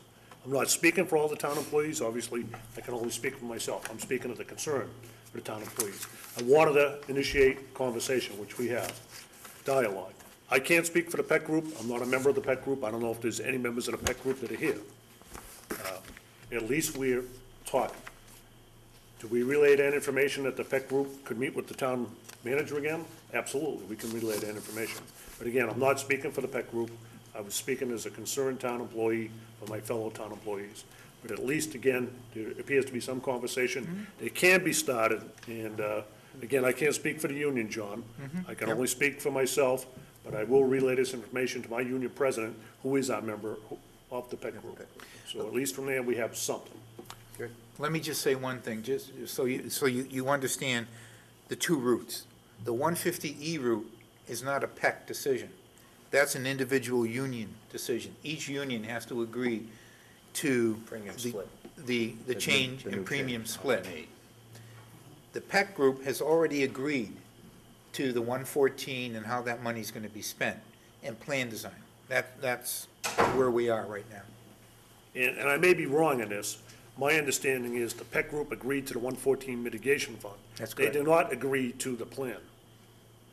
Well, I don't think any of the PEC members, any of the unions, agreed that we like the benchmark the way it is. There is a difference between, and this was quoted in the paper, that the PEC groups agreed to this plan. I do not believe, and again, I'm not a member of the PEC group. They signed it. Because the only thing they could sign was the mitigation part. That's the only thing that was negotiable, correct? That's correct. That's the only thing. So just because somebody signed something, that they had no control over that end of it, doesn't mean they agreed to it. They agreed to the part of the mitigation, which is the only part that the town legally had to negotiate with this PEC group. So I just want to make that clear. Now, I want to, as full disclosure, I want everyone to also know, publicly and otherwise, that we need to save $500,000. We did not do that with plan design. My next option in December is to move to the GIC unless we get a premium split change between now and Friday. Those are the only options. I need that $500,000. I can't close this budget gap without it, without dipping into operations. And we've dipped in enough as far as operations are concerned. Well, I'll go a little bit on the line here. Speaking for myself personally, because I've read that statement, I've heard that statement. To say if we don't get the 70-30 split, we're going to go into the GIC. That's two bites of the apple the town wants. They want us to pay more in the premiums, and they want to drop us to even less coverage than what we have right now. That's two bites of the apple. It's one thing to say you're going in the benchmark group and you're going to pay more for deductibles, up to $4,000 for a family, you're going to pay more for co-pays. But now to say if we don't get 70-30 split, we're going to put you in the GIC, which I believe is even... That's not what I'm saying. What I'm saying is that we are already, if I submit this agreement to A&F, we're done. And I had already said to the PEC group that if we go the plan design route, I'm not going to save enough money. I need to take that next step. I don't want, it's not because of the 70-30 or the 50-50. We're already in plan design, as far as I'm concerned. We can change that between now and Friday. And if we all decide that we want to go to the premium split plan, we have to act almost immediately. You've got to provide 48-hour notice to the union membership. That brings you, to Wednesday at the latest. I know that the teachers are having a meeting Wednesday night, and they invited the press to that meeting. For what, I don't know, but obviously may not be willing to go this route. And if they're not, then we're stuck with plan design. And if we end up with plan design, I still don't have enough money saved that I need in savings to make this town operate. It's for me, I know it's about you and insurance and the department, but to me, it's about the town and how we can save money so we can continue to operate without laying people off. I don't want to lay anybody off. I'm not here to lay people off. I'm here to make this town a successful town and to do it in a way that makes sense from a financial perspective. That's what I'm here trying to do. And again, I'm here about the employees. And again, maybe I heard it wrong, but I thought I heard the town manager say, if I don't get 70-30, if we don't get 70-30 split, we're gonna go to the GIC. Is that what you just said? We're going to the if we end up with plan design, Eventually, the next step is to go to the GIC. And unless we change that course, the only way we can change that course is to go with the different premium splits.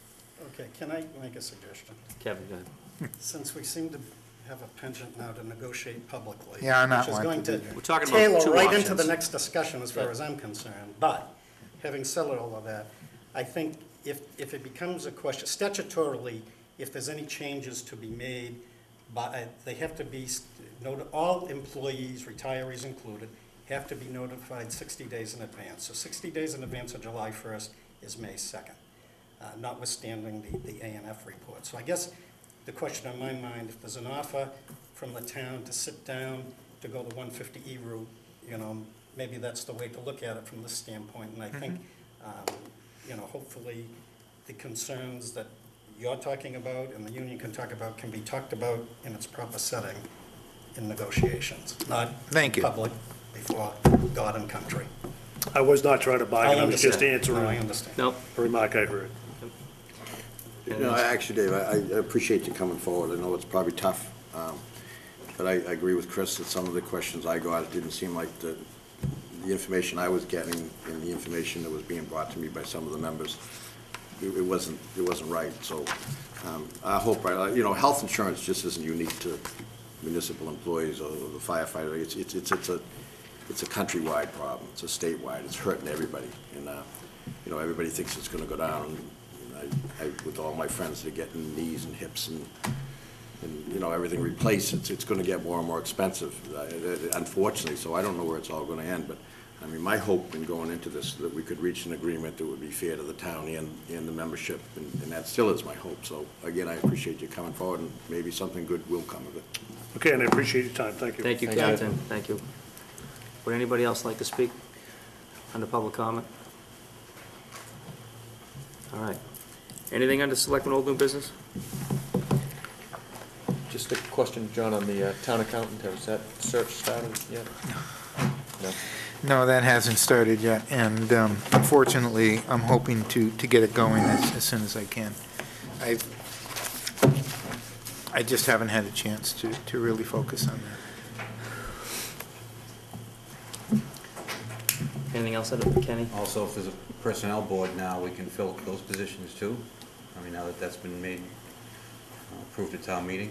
Is that the case? We should post those You positions? gotta wait till the Attorney General Like, you can't- approves the, I think, probably, right? Well, we can start to advertise for it. Yeah. I mean, if that's what you want to do. Is that what you're thinking? Absolutely, I'd like to Yeah. get them to work on maybe some different issues. Anything else?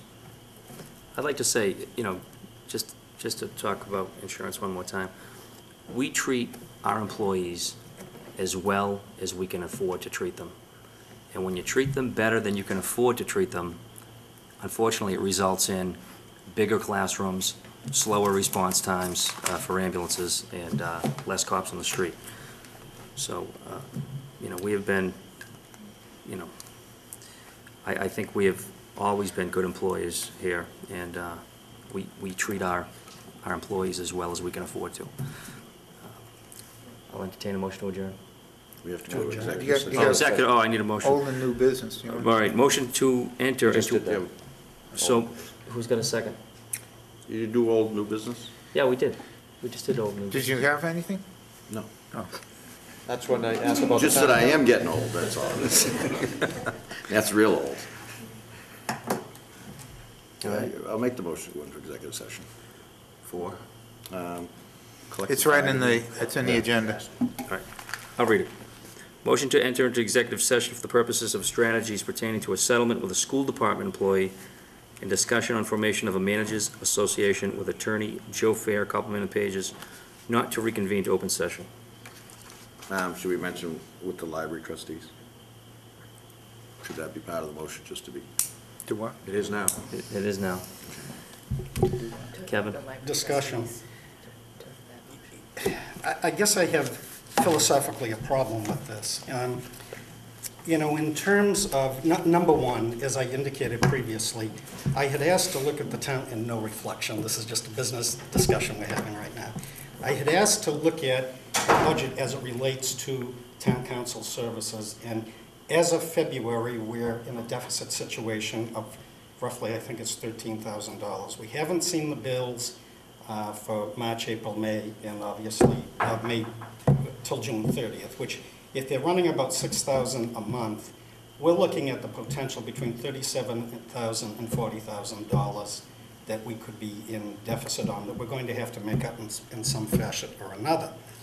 2 points to this question. The reason we're going, or they propose to go into executive session, is that the town received notice from an attorney from the department heads indicating that they may unionize. Now, that was only a notice. We haven't received the filing that went to the Department of Labor. So, in my mind, this is very premature.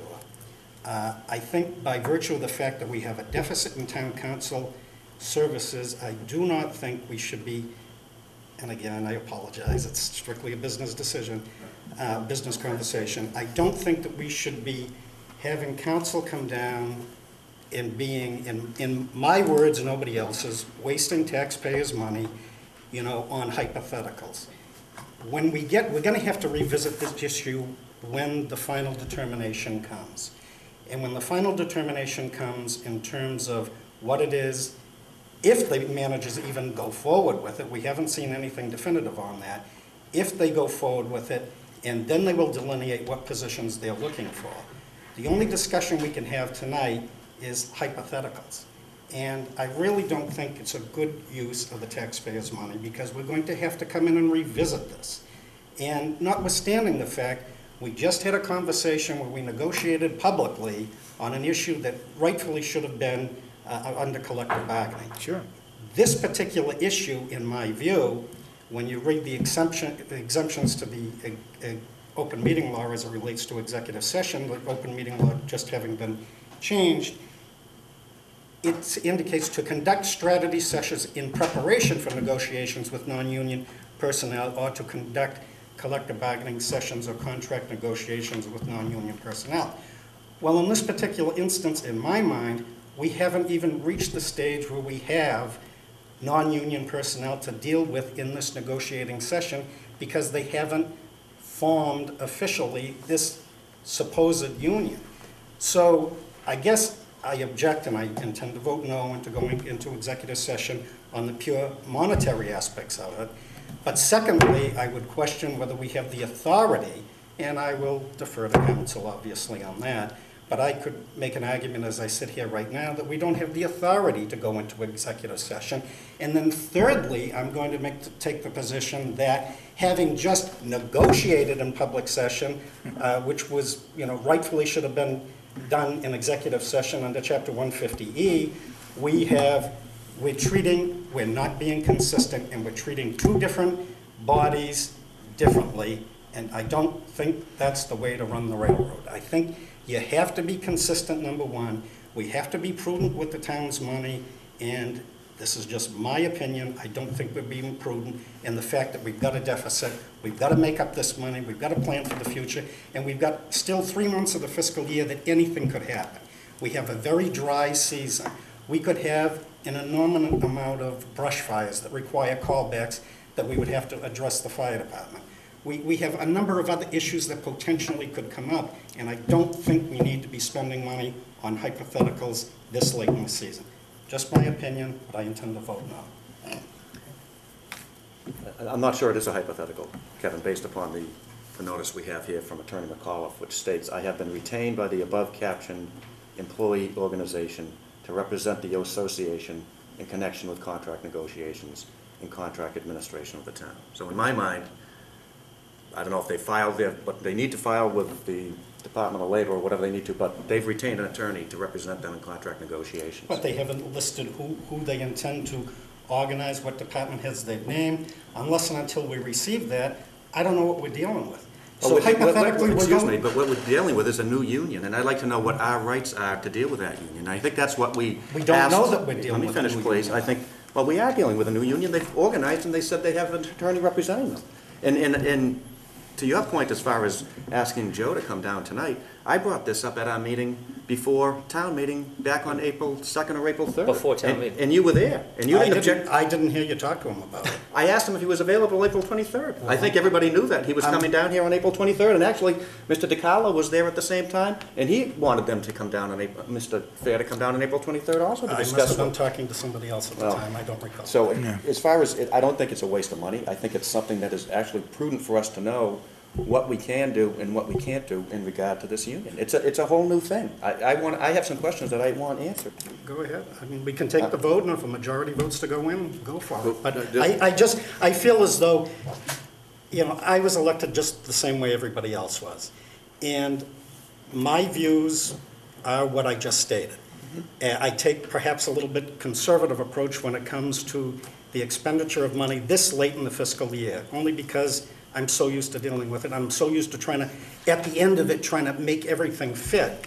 And, when something like this comes along, I'm sorry, I have an obligation in my mind to speak out, and that's exactly what I'm doing, and I intend to take the vote. I appreciate that, that's fine. And that's why there's 5 of us. If the And- majority votes to go in. And just to your point as far as what just happened here, and, I guess, actually, I think it was a good thing, because people got We to got hear. movement. And Yeah, we we got some movement, which we had and none then it before. was public, and people know where things are, and as you know, the open meeting law exemptions are just that, we can do whatever we want in open session. We can negotiate if we want to in open session. You can, but It's- you negotiate against yourself when you do I that. agree that, but this thing tonight, I think, was a positive thing. It helped move the ball, so.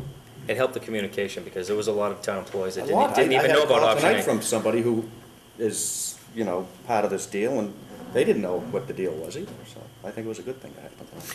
Well, In any event. Okay, we have a let me vote. just weigh in, because I have to weigh in on this too as well, because I do think it is premature, because we don't know.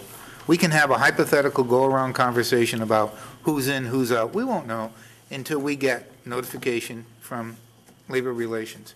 And then you can sit down and strategize over whether or not this position should be in or should not be in. Whether or not they conform under 150E is simple. They have every right to do it, and they're going to do it. Until we know exactly where they stand and what positions are in and what positions are we going to fight? Do you know which ones you want to fight? No. You know which Let's ones say- you want to let's take a- not deal with? Can we take a vote, please? Just, No, No. we're gonna take a vote to go into the executive session. We're gonna just second. one Come on, Mike. quick question. I think the library trustees, who do a lot of work for this town, had a series of questions they wanted answered. And I think that they requested nicely on more than a couple of occasions about going forward and meeting with Joe Fair. And, that's the primary reason why I'm here, because I do have some questions. I do agree with Kevin, it is a little bit premature, there's no doubt about that. And, but I think we're here now, and I would like to go forward with it. Yeah, The one thing I'm fine with it. I'm not gonna stay. Kevin asked the opinion of town council. I will tell you what my cost is, but if we're okay to go into executive session under this condition. Mr. Chairman, if I could. Yes, under reason number 3 for executive session, they've now separated it out in the open meeting law. So there's a separate reason, I believe it's under the number 3, anyway, I don't have it in front of me, but it speaks to discussion of collective bargaining strategy if the discussion in open session would have a detrimental effect on the town's bargaining position, the chairman so declares. So under the circumstances, since there's been a notice filed with the town indicating that this is the formation of a new union, in my opinion, to discuss strategy about what the town's response will be, whether initially or later on down the road, I think is perfectly appropriate under that reason. Thank you. Thank you. We have a motion. I'll second it. Yes. Kenny? Yes. No. Yes? Yes. Henry? I'd like to call the Board of Library Trustees meeting to order. Sure. I'll see you guys. We'll take a vote.